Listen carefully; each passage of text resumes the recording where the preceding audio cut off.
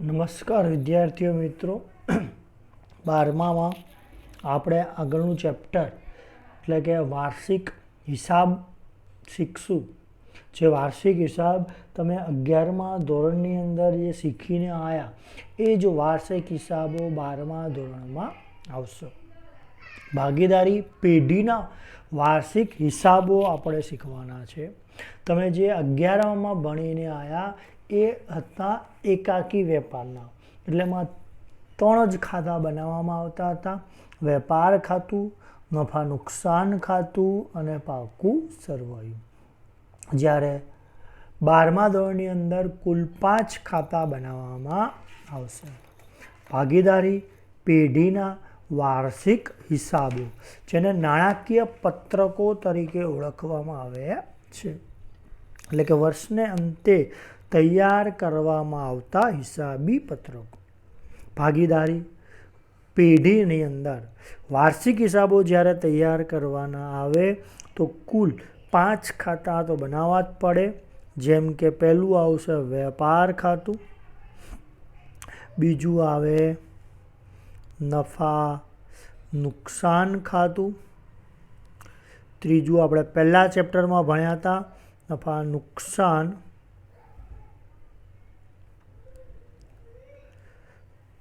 ફાળવણી ખાતું, ભાગીદારોના મૂડી / ચાલુ ખાતા, અને છેલ્લું આવશે પાકું સરવૈયું. વિદ્યાર્થી મિત્રો, આમાંથી 3 ખાતા ફરજિયાત તમારે બનાવવા પડે: વેપાર, નફા નુકસાન અને પાકું સરવૈયું. દાખલામાં સૂચના આપી હોય કે ફાળવણી ખાતું અને ચાલુ ખાતા કે મૂડી ખાતા બનાવો તો ફરજિયાત બનાવવા પડે.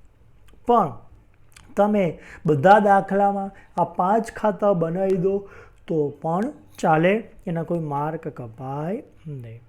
વાર્ષિક હિસાબો જે છે એ વાર્ષિક હિસાબો તૈયાર કેમ કરવામાં આવે, એટલે કે વાર્ષિક હિસાબો તૈયાર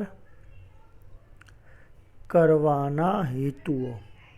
તો વાર્ષિક હિસાબ કેમ તૈયાર કરવામાં આવે? તો પહેલું કે વાર્ષિક હિસાબ ઉપરથી તમે કાચો નફો કે ખોટ જાણી શકાય છે. એની માટે વેપાર ખાતું બનાવવું પડે કે વેપાર ખાતા ઉપરથી આપણે ધંધાની કાચી ખોટ કે નફો જાણી શકીએ છીએ. બીજો મુદ્દો, ધંધાની ચોખ્ખી ખોટ કે ચોખ્ખો નફો. તો ચોખ્ખી ખોટ કે ચોખ્ખો નફો જાણવા માટે નફા નુકસાન ખાતા બનાવવું પડે, એટલે કે નફા નુકસાન ખાતા ઉપરથી પેઢીની નફાકારકતા ખબર પડે છે. ત્રીજો મુદ્દો આવશે કે વહેંચણી પાત્ર નફો કે ખોટ. તો વહેંચણી પાત્ર નફો કે જે ભાગીદારોને બરાબર વહેંચાય, ચોખ્ખી ખોટ આવે ત્યાર પછી પેઢીના અંગત વ્યવહારો, મૂડીનું વ્યાજ, ઉપાડનું વ્યાજ, ભાગીદારનું કમિશન, આ બધી જોગવાઈઓ, આ બધા હવાલાની અસર આપ્યા પછી જે નફો આવે એને કહેવામાં આવે વહેંચણી પાત્ર નફો. વહેંચણી પાત્ર નફો નફા નુકસાન ફાળવણી ખાતામાંથી જાણી શકાય છે. ચોથો મુદ્દો, ધંધાની આર્થિક પરિસ્થિતિ જાણવા માટે. ધંધાની આર્થિક પરિસ્થિતિ જાણવા માટે ધંધામાં દેવું, મૂડી, લેણું, મિલકત, આ જે બધું જાણવું હોય તો પાકું સરવૈયું જોઈએ. એટલે કે પાકા સરવૈયા ઉપરથી આપણે ધંધાની મિલકતો, દેવા, લેણા વગેરેનો ખ્યાલ આવે છે. અને છેલ્લું કે વાર્ષિક હિસાબો ઉપરથી કરવેરાના હેતુ માટે છે, કે કરવેરાના કેટલો આપણો કરવેરો આપણે ભરવો પડશે એ પણ તમે વાર્ષિક હિસાબો ઉપરથી જાણી શકીએ છીએ. એટલે સૌથી પહેલાં તો આપણે બધા જ ખાતાની સમજૂતી લેવી પડે કે ભાઈ વેપાર ખાતું જે છે, નફા નુકસાન ખાતું છે, ફાળવણી ખાતું છે, મૂડી ખાતું છે અને પાકું સરવૈયું. તો આ બધા 5 ખાતાની પહેલાં આપણે સમજૂતી શીખશું. પછી એમની હિસાબી અસર કે જે હવાલા આપ્યા હોય એની કઈ રીતે અસર થાય, અને ત્યાર પછીના ત્રીજા ટોપિકમાં આવશે આપણા દાખલા. તો પહેલાં જોઈએ વેપાર ખાતાનો નમૂનો. મિત્રો યાદ રાખજો કે જો આ નમૂના જે છે એ આવડવા જોઈએ. નમૂના આવડશે તો ઓટોમેટિક દાખલા આવડી જશે. એટલે સૌથી પહેલાં વેપાર ખાતું, નફા નુકસાન ખાતું, ફાળવણી ખાતું, મૂડી, પાકું સરવૈયું, આ બધાના નમૂના ખાસ આવડવા જોઈએ. અને હું જે બોલું એ શબ્દો ઉપર ધ્યાન આપજો ખાસ. વેપાર ખાતું જ્યારે આપણે શરૂ કરીએ તો ઉપર હેડિંગ મારવાનું, ખાલી જગ્યાનું, એટલે જે કાંઈ પેઢી હોય એ પેઢીનું નામ, નું, તારીખ છેલ્લી આવશે, ના રોજ, પૂરા થતા વર્ષનું વેપાર ખાતું, ઉધાર, આ બધું આવશે જમા, વિગત, રકમ, વિગત અને રકમ. તો મિત્રો વેપાર ખાતું જે છે તો વેપાર ખાતાની અંદર ફક્ત ખરીદી, વેચાણ અને આવશે ખરીદીના ખર્ચા. વેપાર ખાતામાં કોની નોંધ થાય તો કે ખરીદી, વેચાણ અને ખરીદીના ખર્ચા. જ્યારે નફા નુકસાનમાં કોની અસર થાય તો ધંધાના ખર્ચ અને આવક. જ્યારે ફાળવણી ખાતામાં મૂડીનું વ્યાજ, ઉપાડનું વ્યાજ, ભાગીદારનો પગાર, બોનસ, કમિશન, એટલે કે ભાગીદાર સાથેના જે લગતા વ્યવહારો હોય એ તમારા આવે. મૂડી ખાતામાં એ જ આવશે. અને જ્યારે પાકા સરવૈયામાં મૂડી, દેવું, લેણું અને મિલકતો આવશે. તો સૌથી પહેલું આપણે વેપાર ખાતું જોઈએ. તો વેપાર ખાતાની અંદર બેની નોંધ થશે. એક તો ખરીદી અને બીજું આવશે વેચાણ.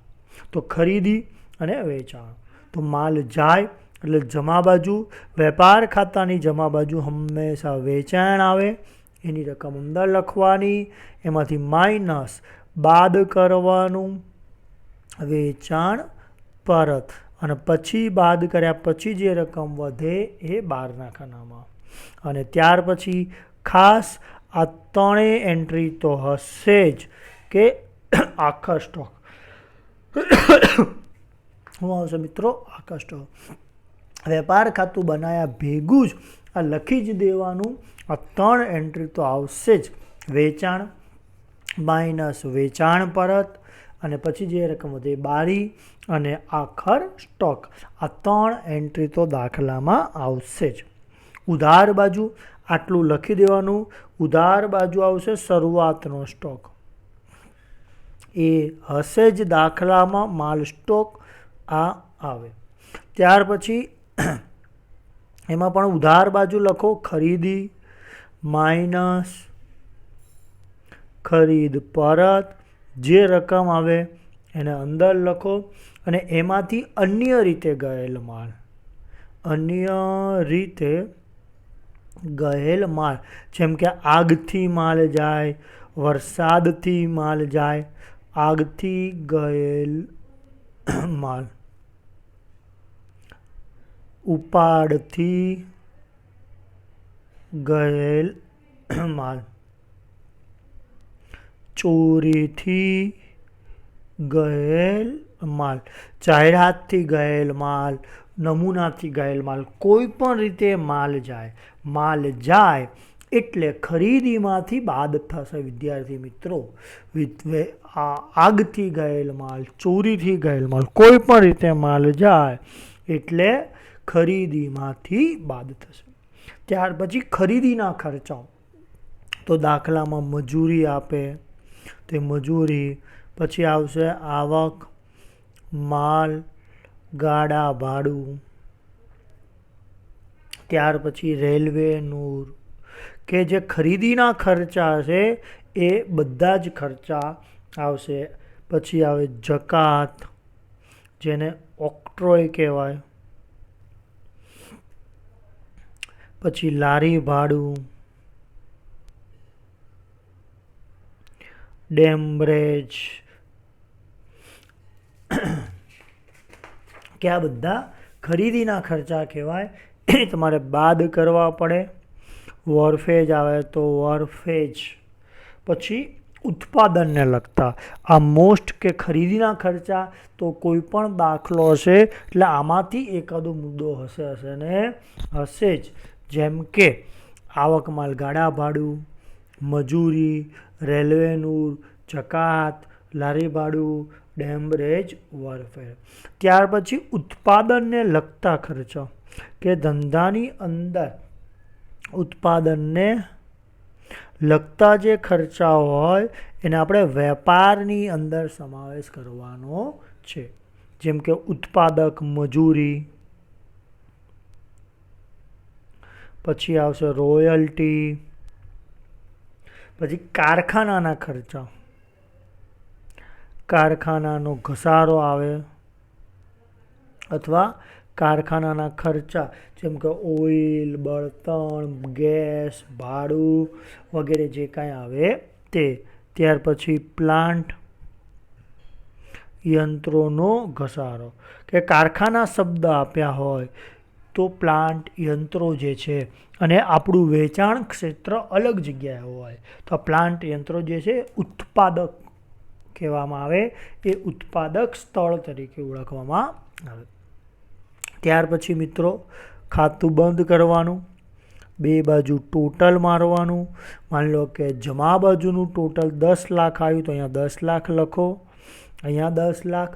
10 લાખમાંથી આ બધાનું ટોટલ કરવાનું, એ બાદ કરો 8 લાખ, તો 10માંથી 8 વધ્યા એ અહીંયા લખવાના 2 લાખ. આ 2 લાખ વધે એને કહેવાય કાચો નફો. અને અહીંયા લખવાનું નફા નુકસાન ખાતે લઈ ગયા. પણ મિત્રો ક્યારેક એવું બને કે ખર્ચા વધી જાય, આ બાજુ 15 લાખ ટોટલ આવે તો અહીંયા 15 લખો, અહીંયા 15 લખો, 15માંથી આ 10 બાદ કરો એટલે વધે, એને કહેવાય કાચી ખોટ. આ પણ ક્યાં લઈ જવાનું? નફા નુકસાન ખાતે લઈ ગયા. જે નફો આવે તો વેપાર ખાતાનો નફો, નફો એટલે જમા બાકી કહેવાય. અને ખોટ એટલે યાદ રાખજો ઉધાર બાકી કહેવાય. કાચો નફો લખો કે કાચી ખોટ લખો, એવું કહેવામાં આવે ઉધાર બાકી. નફો આવશે જમા બાકી. ત્યાર પછી બીજું આપણું ખાતું આવશે નફા નુકસાન ખાતું. તો નફા નુકસાન ખાતામાં હેડિંગ એ જ આવશે કે ખાલી જગ્યાનું તારીખ, ખાલી જગ્યા એટલે છેલ્લી તારીખના રોજ પૂરા વર્ષનું નફા નુકસાન ફાળવણી ખાતું. ઉધાર, જમા, વિગત, રકમ રૂપિયા, વિગત અને આવશે રકમ રૂપિયા. તો જો જમા બાકી એટલે નફો થાય તો એ કાચો નફો અહીંયા લખાય. કાચો નફો અહીંયા કૌંસમાં લખાય, વેપાર ખાતેથી લાવ્યા. જો ખોટ હોય તો ઉધાર બાજુ કાચી ખોટ, કારણ કે એની ઉધાર બાકી હોય. વેપાર ખાતેથી લાવ્યા. ત્યાર પછી મિત્રો ઉધાર બાજુ એટલે ધંધાના ખર્ચ અથવા નુકસાન આવશે. અને જમા બાજુ એટલે શું આવશે? આવક. ધંધા માટેની જે કાંઈ આવક હોય એ બધી કઈ બાજુ આવશે? જમા બાજુ. તો જમા બાજુ આવકો કઈ કઈ? તો આવકમાં આવશે મળેલ વટાવ, મળેલ ભાડું, મળેલ કમિશન, મળેલ દલાલી, મળેલ રોકાણોનું વ્યાજ, ધીરેલ લોનનું વ્યાજ. આ મિત્રો ખાસ યાદ રાખજો, આવશે દાખલામાં કાલખાદ પરત હશે જ. ત્યાર પછી પરચુરણ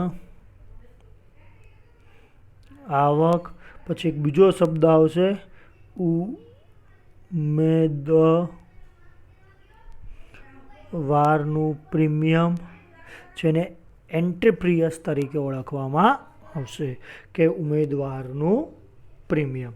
ત્યાર પછી કોઈ મિલકત વેચો અને આપણને નફો થાય, એટલે કે મિલકત વેચાણનો નફો, એ આવશે આપણી માટે આવક એટલે કે જમા બાજુ.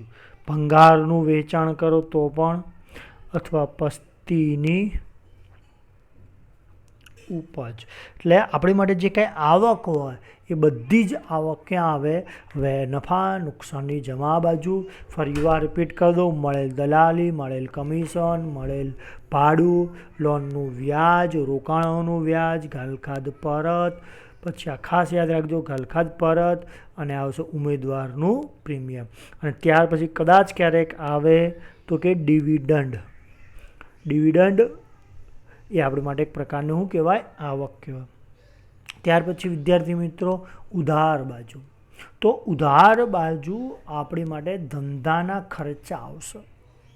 ચોપડીમાં તમને આમ ભાગ પાડીને ખર્ચાઓ આપેલા છે કે ભાઈ વહીવટને લગતા ખર્ચા, પછી ધંધો ચલાવવા માટેના ખર્ચા, ત્યાર પછી વેચાણ વિતરણના ખર્ચા, નાણાકીય ખર્ચા અને નુકસાન. પણ પરીક્ષાની અંદર તમે ગમે તે બાજુ ખર્ચા લખી શકો. ધંધાનો પહેલો જ ખર્ચ કે કારીગરોને પગાર ચૂકવવું પડે, કારીગરો હોય એના ભથ્થા આવે, કારીગરનું બોનસ આવે, ભાડું આવે કારીગરોને લાવવા લઈ જવા માટે. ત્યાર પછી આવશે વીમા, પ્રીમિયમ આવે, કરવેરા, ધંધાની અંદર ટેક્સ ચૂકવવો પડે, કરવેરા, ટપાલ કહીએ અથવા ખાલી ટપાલ ખર્ચ કહીએ. ત્યાર પછી કાનૂની ખર્ચ. કાનૂની ખર્ચ એટલે ગમે ત્યારે કોઈની આવે કંઈ પણ કેસ થયો હોય, લીગલી કંઈ પણ ફી ચૂકવવાની આવતી હોય તે કાનૂની ખર્ચા. ત્યાર પછી આવશે ઓડિટ ફી. ધંધાના હિસાબોનું ઓડિટ કરાવવું પડે, ઓડિટ ફી. ત્યાર પછી આવશે વીજળી ખર્ચ, કે ધંધાની અંદર લાઇટ બિલ આપણે ચૂકવીએ. ત્યાર પછી આ મોસ્ટ આવશે પ્રોવિડન્ટ ફંડમાં ફાળો. આ મોસ્ટ યાદ રાખજો કે પ્રોવિડન્ટ ફંડમાં ફાળો એ આપણી માટે એક પ્રકારનું શું થાય? નુકસાન થાય. ત્યાર પછી આવશે સ્ટેશનરી છપામણી. તો સ્ટેશનરી છપામણીની ખરીદી હોય, એ ખરીદી વત્તા સ્ટેશનરી છપામણીનો શરૂનો સ્ટોક લેવાનો, એ બેનું ટોટલ કરો, અંદર લખો, એમાંથી માઇનસ સ્ટેશનરીનો આખર સ્ટોક. યાદ રાખજો સ્ટેશનરીનો આખર સ્ટોક, અને પછી જે રકમ વધે એ બારી લખવાની. ત્યાર પછી મિત્રો વેચાણ માટેના ખર્ચા આવે. ખરીદીના ખર્ચા યાદ રાખજો, ખરીદી નીચે આવે. ખરીદીના ખર્ચા આવશે ખરીદી નીચે, અને વેચાણના જે ખર્ચા હોય એ આવશે નફા નુકસાનમાં. વેચાણના ખર્ચા હોય ક્યાં આવે? નફા નુકસાનમાં. જાવક, માલ ગાડા ભાડું. વેચાણનો ખર્ચો કહેવાય કે જ્યારે આપણે માલ મોકલીએ ત્યારે ભાડું ચૂકવવું પડે. ત્યાર પછી સેલ્સમેનનો પગાર. સેલ્સમેનને પગાર આપવો પડે, જાહેરાત કરવી પડે, એ કમિશન આપવું પડે, જાહેરાત ખર્ચ. ત્યાર પછી વટાવ, અનામત, પેકિંગ સારું એવું બનાવવું પડે, પેકિંગ ખર્ચ, શોરૂમના ખર્ચા, વખાર ખર્ચ, વખારનું ભાડું એટલે કે ગોડાઉન રાખ્યું હોય એનું ભાડું ચડતું હોય તે. આ બધા ધંધા વધારવા માટેના ખર્ચા એટલે કે વેચાણ વધારવા માટેના ખર્ચા. ત્યાર પછી નાણાકીય ખર્ચા. તો નાણાકીય ખર્ચા એટલે કે ધંધામાં આપણે કોઈની પાસેથી લોન લઈએ તો એ લોનનું વ્યાજ. ત્યાર પછી બેંક ઓવરડ્રાફ્ટનું વ્યાજ બીઓડી. બેંકના ખર્ચા, બેંક કમિશન, બેંક ચાર્જીસ, એ બધા જે ખર્ચા બેંકના આવે એ બેંકના ખર્ચા. ત્યાર પછી ધર્માદો ખર્ચ જે કે આપણી પાસે નુકસાન થતું હોય તે. ત્યાર પછી ઘસારો, જમીન મકાન યંત્રો વગેરેનો ઘસારો આવશે. ત્યાર પછી ગાલખાદ આવે તો ગાલખાદનું સૂત્ર યાદ રાખવાનું કે ગાલખાદ કાચા સરવૈયાની વત્તા ગાલખાદ હવાલાની, ઘા વત્તા ગાલખાદ અનામત. કાચા સરવૈયા હવાલા અને હવાલા આ ત્રણનું ટોટલ કા હ માઇનસ ગાલખાદ અનામત કાચા સરવૈયાનું અને પછી ત્રણેયનું જે કાંઈ ટોટલ થાય એ 12 આવશે. ત્યાર પછી આ જ રીતે વટાવ અનામત આવે જે મેં તમને વટાવ અનામત કીધો એ જ પ્રમાણે અહીંયા સૂત્રમાં આવશે કે વટાવ લેવાનો. ત્યાર પછી વત્તા દેવાદાર વટાવ અનામત કાચા સરવૈયાનો આ ત્રણ બેનું ટોટલ એમાંથી માઇનસ દેવાદાર વટાવ અનામત હવાલાનું બાદ થાય અને જે રકમ વધે એવું લખવાનું 12. ત્યાર પછી ધંધામાં નુકસાન થાય, આગથી નુકસાન થાય તો આગથી થયેલ નુકસાન નફા નુકસાનમાં ઉધાર બાજુ. ચોરીનું નુકસાન આવે તો ચોરીનું નુકસાન એટલે કોઈ પણ પ્રકારનું નુકસાન થાય એટલે આવશે નફા નુકસાન ખાતાની ઉધાર બાજુ. ત્યાર પછી નફા નુકસાન ખાતું બંધ કરવાનું. તો નફા નુકસાન ખાતું આપણે બંધ કરીએ તો અહીંયા આવકનું ટોટલ માની લો કે વધારે આવે તો એ ટોટલ અહીંયા લખવાનું 2 લાખ. એ 2 લાખ અહીંયા એમાં ત્યાં બધા જ ખર્ચા બાદ કરવાના અને ખર્ચા બાદ કર્યા પછી જે 50,000 રૂપિયા વધે એ 50,000ને કહેવાય ચોખ્ખો નફો કહેવાય. શું કહેવાય મિત્રો? ચોખ્ખો નફો. અને એ નફો ક્યાં લઈ જવાનો? તો કે નફા નુકસાન ફાળવણી ખાતે લઈ ગયા. ત્યાર પછી ઉધાર બાજુનું ટોટલ વધારે આવે તો અહીંયા રકમ ખૂટે તો એને કહેવામાં આવે ચોખ્ખી ખોટ. એને કહેવામાં આવે ચોખ્ખી ખોટ. કોઈ પણ ખોટ હોય એ ખોટની ઉધાર બાકી આવશે અને નફો હોય એ નફાની હંમેશા શું આવશે? જમા બાકી. ફરીવાર મિત્રો જોઈ લઈએ કે નફા નુકસાનની જમા બાજુ આવક, મળેલ દલાલી, મળેલ કમિશન, મળેલ ભાડું, રોકાણનું વ્યાજ, ગાલખાદ પરત, ઉમેદવારનું પ્રીમિયમ. ઉધાર બાજુ ખર્ચા, પગાર, બોનસ, કમિશન, ભાડું, કરવેરા, તાર ટપાલ, કાનૂની ખર્ચ, ઓડિટ ફી, પ્રોવિડન્ટ ફંડમાં ફાળો. પ્રોવિડન્ટ ફંડમાં ફાળો ખાસ યાદ રાખજો. પછી સ્ટેશનરીનું સૂત્ર કે સ્ટેશનરી છપામણી વત્તા શરૂઆતનો સ્ટોક વત્તા આખો સ્ટોક. ત્યાર પછી ખરીદ વેપારને લગતા વેચાણને લગતા ખર્ચા, આવક માલ ગાડા ભાડું, સેલ્સમેનનો પગાર, કમિશન, જાહેરાત ખર્ચ, પેકિંગ ખર્ચ, વકાર ખર્ચ, લોનનું વ્યાજ, બીઓડીનું વ્યાજ, બેંક ચાર્જીસ, બેંક કમિશન, ધર્માદો, ઘસારો. ત્યાર પછી ગાલખાદનું સૂત્ર, ગાલખાદ કાચા સરવૈયાની, ગાલખાદ હવાલાની, ગાલખાદ અનામત હવાલાની, આ ત્રણેયનું ટોટલ થાય એમાંથી માઇનસ થાય ગાલખાદ અનામત કાચા સરવૈયાની.